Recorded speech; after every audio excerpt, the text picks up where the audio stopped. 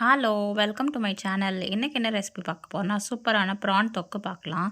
அதுக்கு ஒரு கடாயில் வந்து 2 டேபிள் ஸ்பூன் அளவுக்கு எண்ணெய் ஊற்றிட்டு பட்டை லவங்கம் ஏலக்கெல்லாம் ஆட் பண்ணிக்கலாம். பொரிஞ்சதுக்கப்புறமா 2 பெரிய வெங்காயத்தை ஆட் பண்ணிவிட்டு நல்லா வதக்கி எடுத்துக்கலாம். அதுக்கப்புறமா 1 டேபிள் ஸ்பூன் அளவுக்கு இஞ்சி பூண்டு பேஸ்ட் போட்டு பச்சை வாசம் போகிற வரைக்கும் நல்லா வதக்கி எடுத்ததுக்கப்புறமா 2 மீடியம் சைஸ் தக்காளி ஆட் பண்ணிவிட்டு நல்லா வதக்கி எடுத்துக்கலாம்.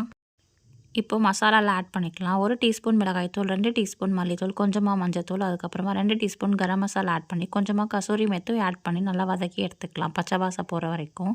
அதுக்கப்புறமா மசாலா நல்லா பிளெண்ட் ஆகிறதுக்காக 1/2 கப் அளவுக்கு தண்ணி ஊற்றிக்கலாம். ஊற்றி நல்லா வதங்கி எடுத்ததுக்கப்புறமா 400 கிராம் அளவுக்கு இறா வந்து நம்ம ஆட் பண்ணிக்கலாம். ப்ரான் நான் மஞ்சத்தூள் போட்டு நல்லா க்ளீன் பண்ணி வாஷ் பண்ணி வச்சுருக்கேன். அதுக்கப்புறமா 1/2 டேபிள் ஸ்பூன் அளவுக்கு உப்பு ஆட் பண்ணி நல்லா மிக்ஸ் பண்ணி எடுத்துக்கலாம்.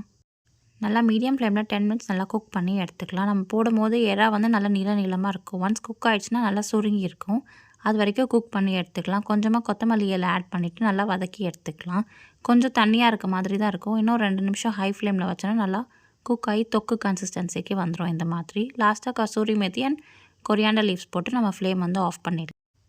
அட்டகாசமான ப்ரான் தொக்கு ரெடி. இந்த வீடியோ உங்களுக்கு பிடிச்சிருந்துச்சுன்னா லைக் பண்ணுங்கள், ஷேர் பண்ணுங்கள், சப்ஸ்கிரைப் பண்ணுங்கள் அண்ட் கண்டிப்பாக ட்ரை பண்ணிவிட்டு கமெண்ட்டில் சொல்லுங்கள்.